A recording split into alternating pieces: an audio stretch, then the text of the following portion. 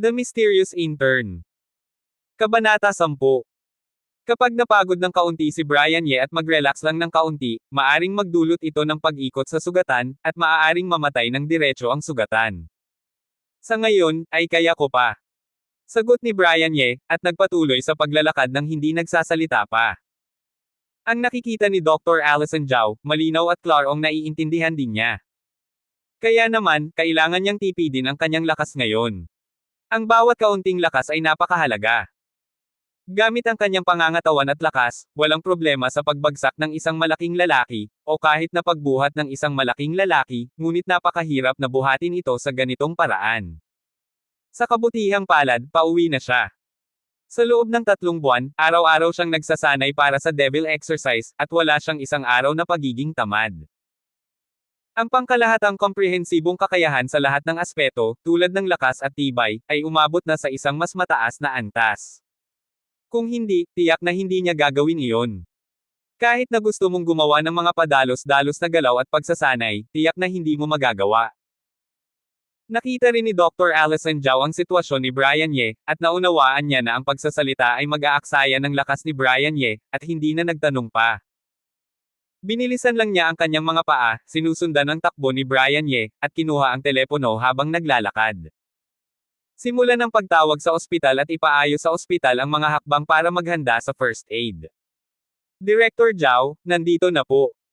Ang pag-aayos ni Dr. Allison Zhao ay napaka-epektibo. Sina Dr. Allison Zhao at Brian Ye, na buhat-buhat ang lalaki, ay nakarating na sa pasukan ng ospital. Isang batang doktor na ang nanguna sa isang nurse para itulak ang isang mobile bed. Nakahanda na sila sa lobby sa unang palapag. Nang makita nila sina Dr. Allison Zhao at kasama si Brian Ye, mabilis na tinulak ng doktor at ng nurse ang crib para salubungin siya. Director Zhao. Nagulat na sinulyapan ni Brian Ye si Dr. Allison Zhao. Sa kanyang edad, halos kapareho niya ito, siya ay chief doctor na. Si Brian Ye ay isang doktor din sa ospital. Siyempre, may kaunting pag-unawa siya sa domestic medical system. Alam niya na sa mga ospital sa bansa, ang mga doktor ay nahahati sa mga chief doctors, deputy chief doctors, attending doctors, residents, at interns. Antas, ngunit ang maging isang director, kahit na isang deputy director lang, ay hindi madaling gawain. Kailangan itong dumaan sa masusing pagsusuri at matugunan ang lahat ng kinakailangan. Tulad niya ngayon, siya ay isang attending physician lang. Kung gusto mong mag-apply para sa isang associate chief physician, aabutin ng hindi bababa sa 2 taon bago ka maging karapat-dapat mag-apply. Gayunpaman, bahagya lang nagulat si Brian Ye. Agad na bumalik ang kanyang atensyon sa lalaking nasa kanyang kamay, maingat na inilalagay ang lalaki sa umuusad na hospital bed.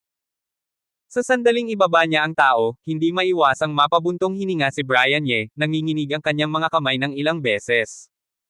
Mula sa lugar ng aksidente hanggang sa ospital, kahit na hindi kalayuan, may distansya na halos 1 kilometro.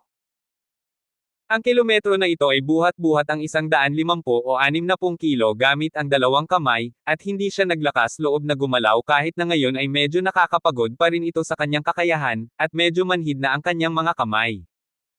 Ikaw lang ang nagdala sa kanya rito. Matapos tulungan ng batang doktor si Brian Ye na mailagay ang lalaki sa lugar, napagtanto niya ang isang bagay at nakatingin kay Brian Ye na tulala. Ang mga nurse sa tabi niya ay nakabawi rin at tumingin kay Brian Ye na may hindi makapaniwalang ekspresyon. Oo naman, wala nang ibang paraan. May aksidente sa sasakyan. Tuluyan ng naharang ang kalsada. Hindi makadaan ang ambulansya ng ospital.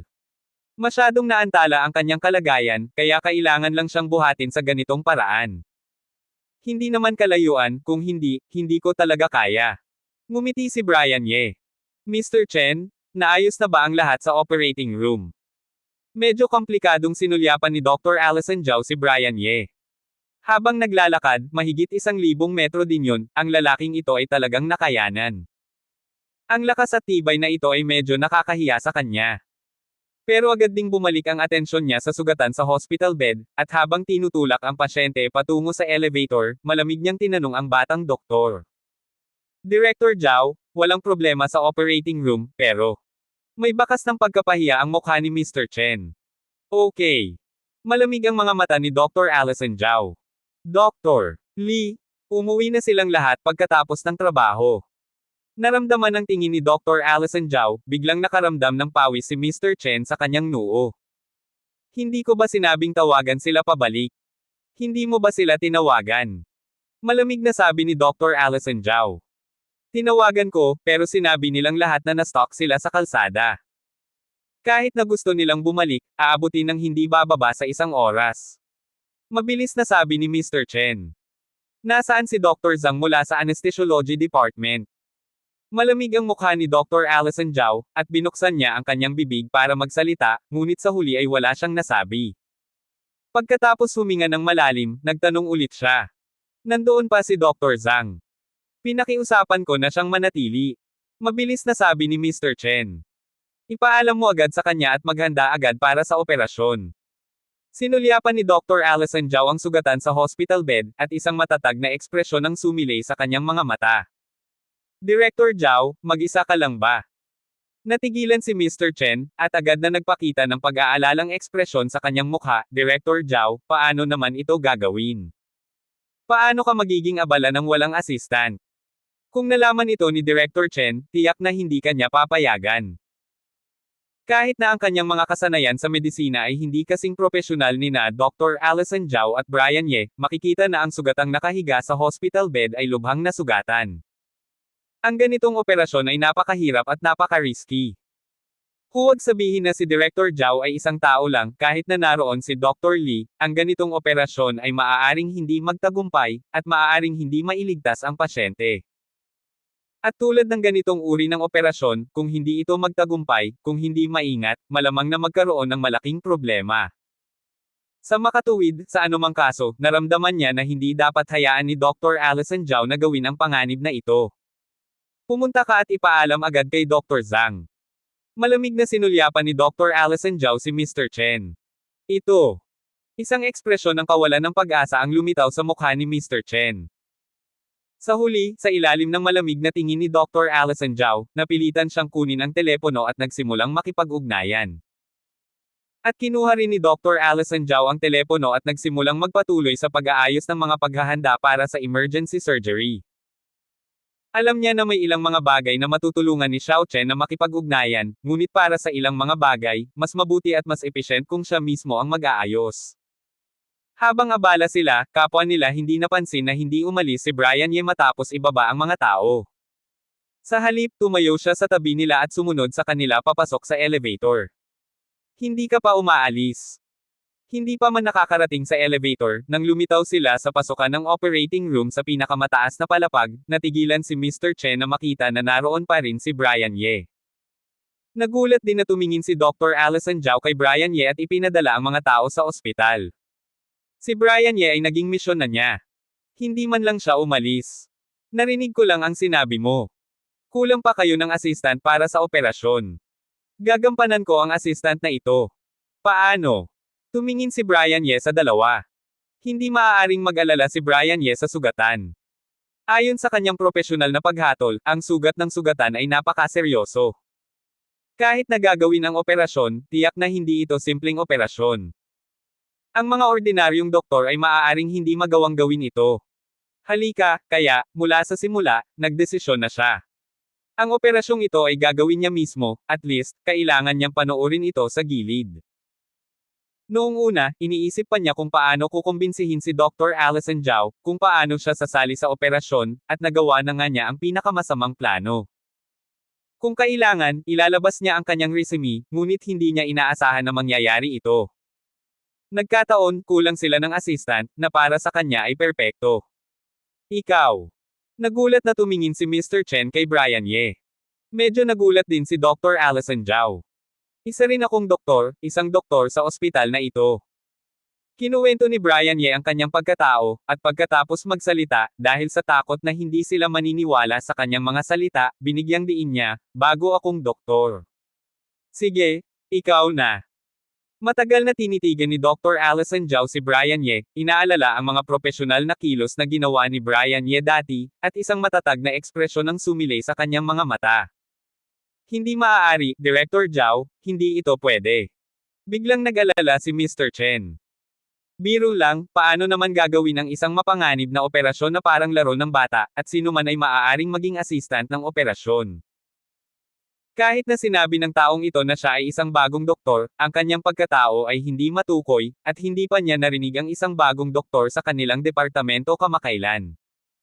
Mas nakakatawa pa ito kaysa sa operasyon ni Dr. Allison Zhao ng mag-isa. Oo nga, Director Zhao, hindi talaga maganda ito.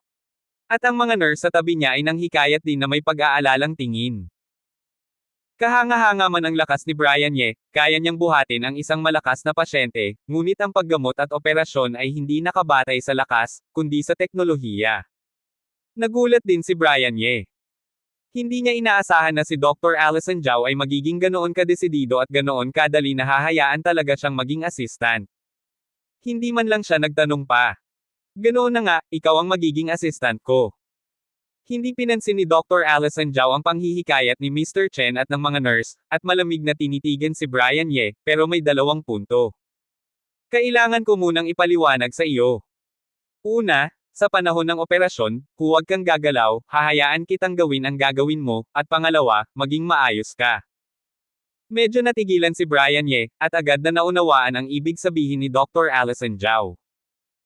Kailangan lang niya siyang punan ng bilang, basta't nauunawaan niya ang ilang pangunahing operasyon at nagbibigay sa kanya ng ilang pangunahing tulong. Hindi niya maiwasang pagtawanan ang sarili.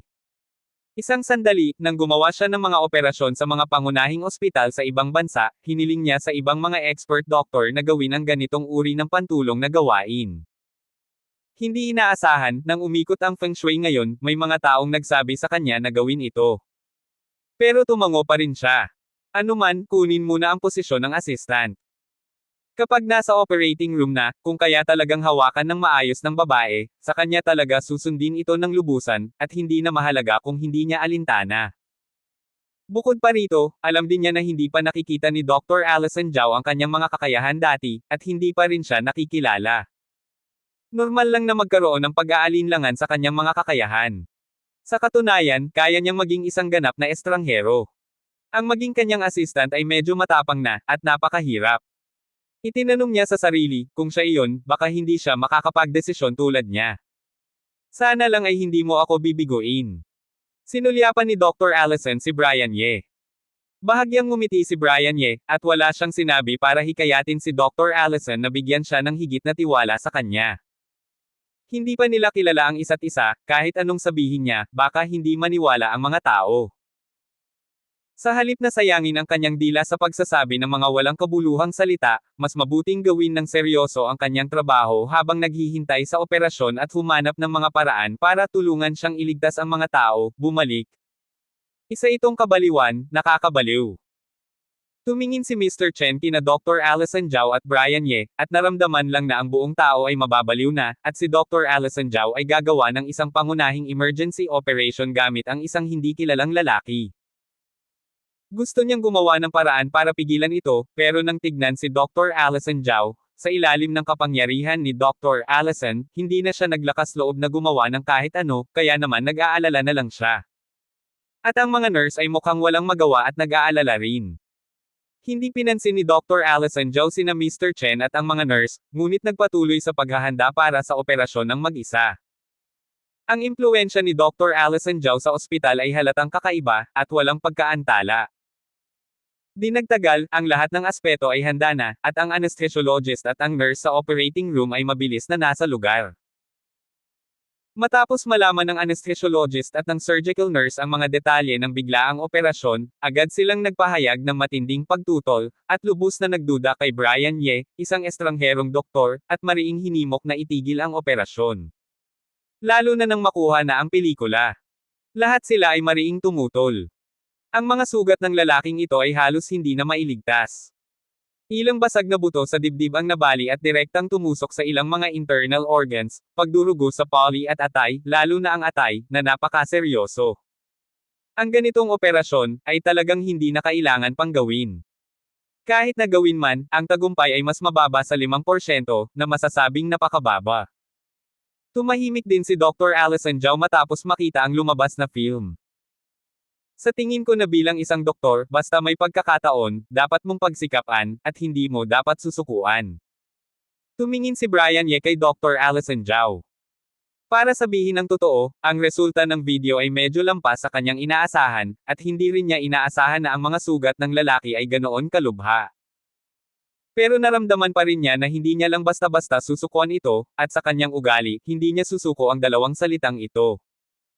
Hindi siya Diyos, at hindi naman niya pa nakakasalamuha ang mga pasyenteng hindi na magagamot. Sa katunayan, mula nang magsimula siyang mag-aral ng medisina hanggang ngayon, nakakita na siya ng mga pasyenteng hindi na magagamot. Napakaraming pasyente, kahit na ang kasanayan sa medisina sa likod niya ay napakataas. Sa antas na kahit ang mga nangungunang eksperto sa mundo sa Presbyterian Hospital ay namangha, marami pa rin siyang mga pasyenteng hindi na magagamot, ngunit bawat pasyente, gagawin niya ang kanyang makakaya. Matapos gawin ang kanyang makakaya, hindi pa rin siya gumaling. Aba, wala siyang pinagsisisihan. Para sa kanya, ang paggawa ng kanyang makakaya ay talagang isang patunay ng aksyon, hindi isang dahilan para umiwas. Ang alituntunin ni Brian Ye ay ganito, kaya sa sandaling ito, sinabi niya ito ng direkta, ngunit nakalimutan niya na ang kanyang alituntunin ay ang proseso ng pagsasanay ng medisina sa ibang bansa sa loob ng maraming taon, sa ilalim ng impluwensya ng matandang lalaking maimpluwensya. Ito ay nilinang, wala itong problema sa ibang bansa, at ito ay magagawa. Ang mga legal na sistema, industriya ng medisina, at mga alituntunin ng sistema sa ibang bansa ay may kanya-kanyang espesyal na hanay. Ang mga kasanayan ng mga doktor at pagkilala sa mga aksidente sa medisina ay magkakaroon din ng kanya-kanyang hanay ng mga alituntunin. Ang isang patas na kahulugan ay hindi madaling magdulot ng problema sa medisina. Pero nasa China na siya ngayon. Sa kasalukuyan, ang sistema sa China ay hindi pa gaanong perpekto, at maraming aspeto ang dapat isaalang-alang. Sa makatuwid, hindi niya alam kung ano ang ibig sabihin ng kanyang mga salita kay Dr. Allison Zhao at kung anong uri ng presyon ang aidudulot nito. Ngunit hindi naiintindihan ni Brian Ye, hindi naman ibig sabihin na hindi rin naiintindihan ng iba. Bata, huwag kang magsasalita ng kung ano-ano kung hindi mo naiintindihan. Alam mo ba kung gaano kasama ang mga bagay-bagay ngayon? Pagkasabi ni Brian Ye ng kanyang sinabi, agad na tumalon si Mr. Chen, ang kanyang mga mata ay tumingin kay Brian Ye, halos sumabog sa apoy. Kung hindi dahil sa kakayahan ni Brian Ye na buhatin ang 156 kilo, gusto niyang umakyat at makipaglaban kay Brian Ye ng buong lakas. Sa kanyang palagay, ang lalaking ito ay nagpapaalab lang at tinutulak si Dr. Allison Zhao sa hukay ng apoy. Sino ang hindi lang basta nagsasabi ng magagandang bagay? Pero may kakayahan ka ba? Ganoon na nga, ito ang pinakaayaw ko sa ganitong uri ng tao. Mukhang bang dakila ka? Wala akong naiintindihan. Magsasabi ka ng ilang kahangahangang bagay para magpaalab. Maaari ka bang maging responsable kung may mali? Maaari ka bang maging responsable sa kahihinatnat? Naiintindihan mo ba ang mga videong iyon? Alam mo ba kung ano ang hitsura ng kanyang mga sugat? Alam mo ba kung anong uri ng operasyon ang gagawin kung gagawin ito?